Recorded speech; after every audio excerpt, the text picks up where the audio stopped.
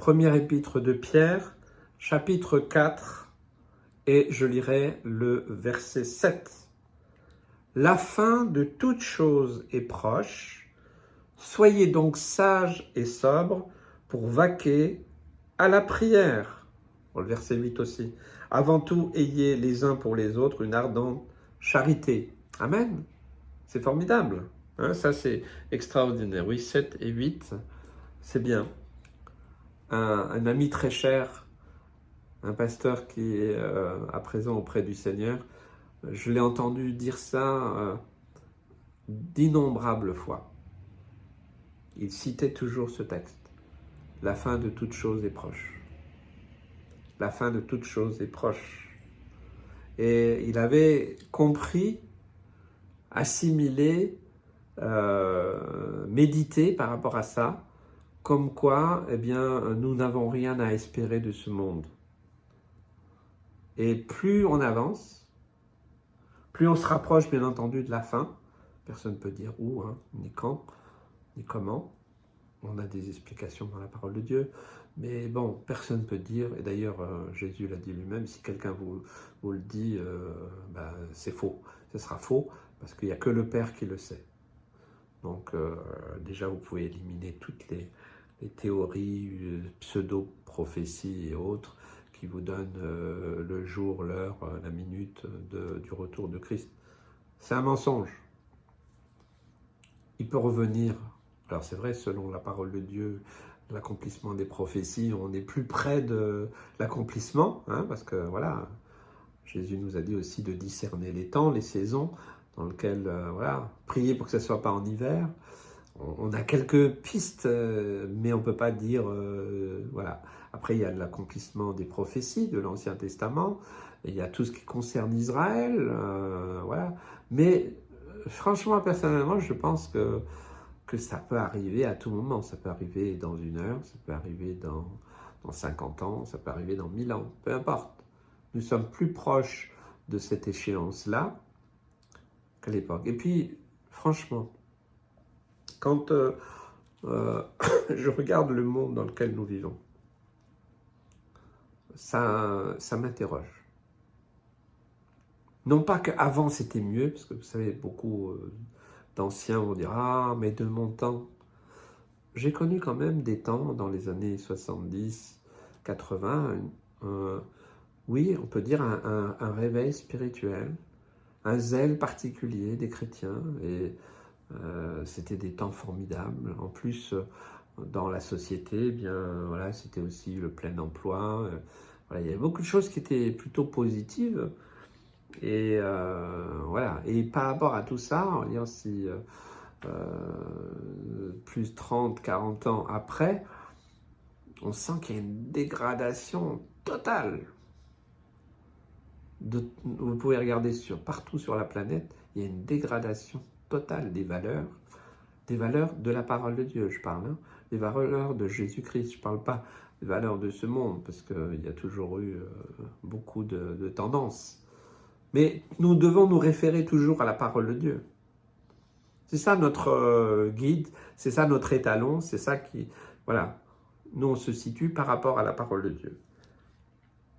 Eh bien, la fin de toute chose, c'est quoi? La fin de toute chose est proche, c'est le cri d'un cœur, d'un disciple de Jésus, d'un ambassadeur, d'une ambassadrice de Christ. Vous savez, avant que les ambassades soient vraiment, on va dire, dans la diplomatie, on va dire, eh bien, du temps des guerres, des vieilles guerres, il y a quelques siècles, on envoyait, quand on était en guerre, on envoyait une ambassade. Quelqu'un qui était là, avec d'autres qui étaient avec drapeau blanc, ok. On envoyait une ambassade à son ennemi. On disait, ben voilà, ok, d'accord, est-ce qu'on peut négocier, pas, qu'est-ce qu'on peut faire, ok. Et puis, il y avait des fois des termes qui étaient décidés là. Des fois, il y avait réconciliation, des fois, il y avait la paix. Mais des fois, l'ambassade repartait et la guerre suivait. eh bien, nous aussi, nous sommes ces ambassades. Nous sommes envoyés, nous sommes voyageurs et pèlerins sur la terre. Je l'ai dit, là, il y a quelques, voilà, dans l'épître de Pierre aussi. Nous sommes dans ce monde, comme ces ambassadeurs, ces ambassadrices. Et ces ambassades, face à ce monde, eh bien, des fois, je m'imagine, je me dis, si je pouvais voir, m'entretenir avec tous les grands de ce monde, enfin, tous ceux qu'on appelle, tous les dirigeants de ce monde, eh bien, quels seraient les messages? Eh bien, je leur dirais, la fin de toute chose est proche. Vous savez, aujourd'hui, on a peur d'un conflit nucléaire, ce serait la troisième guerre mondiale. Est-ce que quelqu'un pourrait appuyer par erreur? Je ne pense pas, mais voilà, en tout cas par folie, c'est sûr, sur un bouton ou des boutons et une réaction en chaîne qui pourrait détruire toute l'humanité. Bon, il y a ce que la parole de Dieu dit. Maintenant, si on regarde vraiment les textes, autant de l'Ancien Testament que de l'Apocalypse, un tiers sera détruit par le feu. Donc un tiers, ça fait beaucoup quand même. Hein. Ça fait beaucoup. Donc pourquoi pas? Que ça pourrait être un feu nucléaire, pourquoi pas? Mais là, c'est qu'une supposition, je n'ai pas de révélation par rapport à ça. Mais vous voyez, la fin de toute chose est proche. De toute façon, ce monde va se terminer. Je leur dirai, ok, confiez vos vies à Christ. Plutôt encouragez tous les habitants de vos pays, de vos régions, à la prière. Ça me rappelle notre ami Jonas, qui a été envoyé à Ninive. Pour moi, c'était une ambassade. L'ambassade de Dieu. Il était ambassadeur de Christ. Allez, tu vas leur dire de se repentir, sinon la colère de Dieu viendra. Ah non, non, je ne vais pas aller là-bas. Ninive, mais attends, mais c'est des sauvages. Et en effet, la ville de Ninive et son roi, ils avaient des réputations plutôt mauvaises. Hein. Et le roi de Ninive, un de ses plaisirs personnels, c'était de faire souffrir, torturer les gens. Il leur enlevait la peau comme ça par lambeaux de peau, vous voyez, comme ça. Tout mettre la chair à vif. C'est le summum de la cruauté, voilà. Donc Jonas, ambassadeur pour aller annoncer la repentance pour qu'il s'en sorte, non. Bon, Dieu a dû il s'est sauvé, enfin on connaît l'histoire, mais bon, il a accepté la mission quand même. Et puis Dieu lui avait dit de faire certaines choses pendant un certain nombre de jours. Lui, il a fait le service minimum. Repentez-vous. Voilà, il en a dit le minimum, mais c'est venu aux oreilles du roi, un peu ce personnage un peu sadique, c'est venu aux oreilles du roi, et il a décrété une repentance, prendre le sac et la cendre à toute sa population, du plus petit au plus âgé, même les animaux et tout ça. Et donc, Dieu s'est repenti du mal qu'il avait prévu de faire et il a sauvé Ninive. Alors, Jonas, il n'était pas content. Oui, il y a énormément d'autres situations. Je parlais de Job, mais c'est un autre cas, comme Lot aussi, Sodome et Gomorrhe. Bien, bon là par contre, il a fallu qu'ils viennent parce que qu'ils se sauvent de cette ville, parce que le jugement de Dieu est quand même tombé. Hein. Après, voilà, la ville a été détruite justement par le feu. Hein. Donc, je crois que c'est important que nous sachions, quand nous vivons dans ce monde, ok, on peut être dans la paix, dans la joie de ce que Dieu fait, de ce que Dieu nous donne, ok, mais nous ne devons jamais oublier que la fin de toute chose est proche. Ça peut être pour nous la fin de notre propre vie, qu'on rende notre dernier souffle, ou que ce soit l'enlèvement, ou voilà. On doit toujours être prêt finalement dans cette situation. Et donc, je dirais à ces grands qui ont ce pouvoir, entre guillemets, sur leur pays, je leur dis, soyez sages. Il manque beaucoup de sagesse dans ce monde. On voit que c'est plutôt la folie qui s'empare Il y a des lois complètement iniques qui sont votées un peu partout sur cette planète. Il n'y a plus d'éthique, il n'y a plus de morale. Dans tous les domaines, ça devient une folie. Une folie, mais il ne faut pas s'étonner. Et d'être sobre, bien, il y aurait beaucoup à dire. Pourquoi?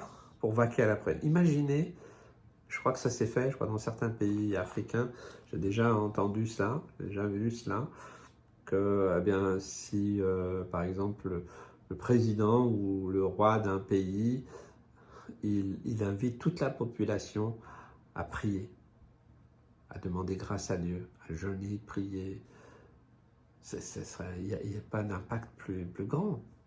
Imaginez dans le pays où vous êtes, où votre président, il a conscience que la fin de toute chose est proche. Il veut être sage, non pas selon ses propres idées, mais selon la pensée de Dieu. Il veut être sobre. Et alors, il invite toute sa population à prier, peut-être jeûner pour ceux qui veulent. Mais quelle puissante action ça peut avoir. Ce serait extraordinaire. Alors, on parle à l'échelle d'un pays, mais ça peut être aussi à l'échelle d'une famille, d'une assemblée locale, d'un village, d'une ville, qu'on ait beaucoup plus d'hommes et de femmes qui, comme mon frère Claude, eh bien, avaient conscience de cela. La fin de tout. Moi, j'imagine, quand je l'entendais, il me fait penser à cette ambassade, cet ambassadeur. Il a parcouru aussi la planète, il était un peu partout dans le monde. Et le message, voilà, qu'il a. Voilà, la fin de toute chose est proche. Soyez sages, soyez sobres. Vaquez à la prière. C'est un message extrêmement puissant. Il y aurait beaucoup à dire, encore. Donc, nous savons que ce monde va se terminer un jour, tôt ou tard.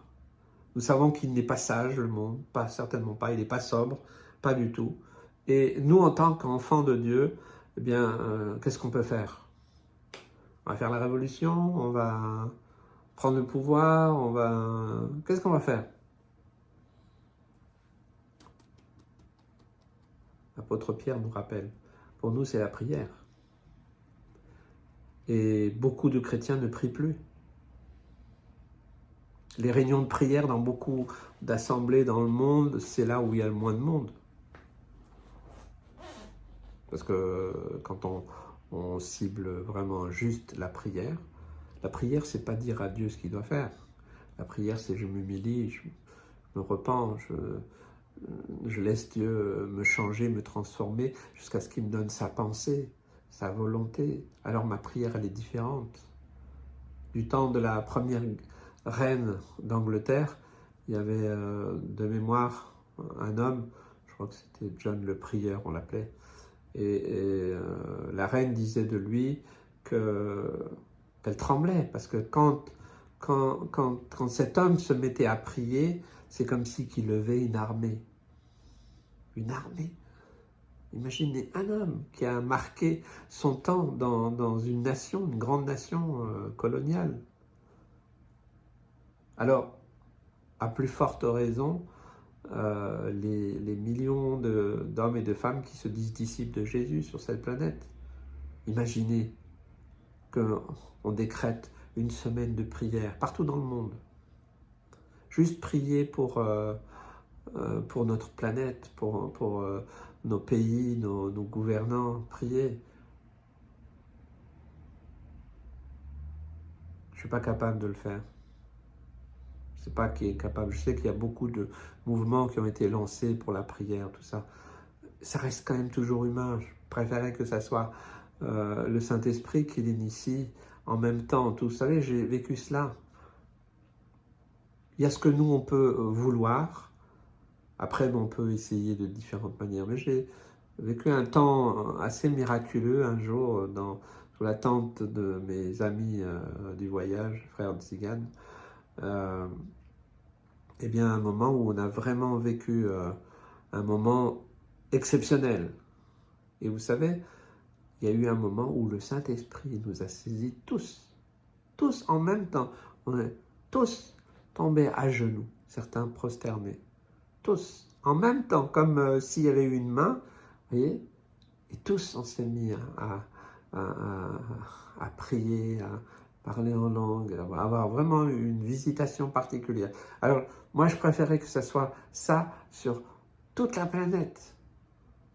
En même temps, imaginez, le Saint-Esprit nous saisit tous en même temps, on tombe tous à prier, à intercéder, parce que nous savons que la fin de toute chose est proche. Que Dieu vous bénisse, vous encourage, et alors peut-être que ce n'est pas votre habitude de prier, réunissez-vous avec quelques frères et sœurs, dites à vos conducteurs spirituels, oh, pasteur organise des veillées de prière, des nuits de prière, des semaines de prière, prions par rapport à ça, la fin de toute chose est proche. Notre monde a besoin de la prière. Les Juifs disent que Dieu a fait la terre ronde, pourquoi? Avec une partie qui dorment et d'autres qui sont réveillés, pour qu'en permanence, eh bien, il y ait des gens qui prient. J'aime cette image, pas parce que je suis juif particulièrement, mais je trouve ça merveilleux, c'est que tout le temps, il y a des gens qui prient. Et c'est la prière qui tient ce monde. Ce n'est pas nos idées qui tiennent le monde. Ce n'est pas notre religion qui tient le monde. C'est Dieu qui tient le monde. Mais il attend de notre part que nous réalisions dans quel temps nous sommes. La fin de toute chose est proche. Soyez bénis.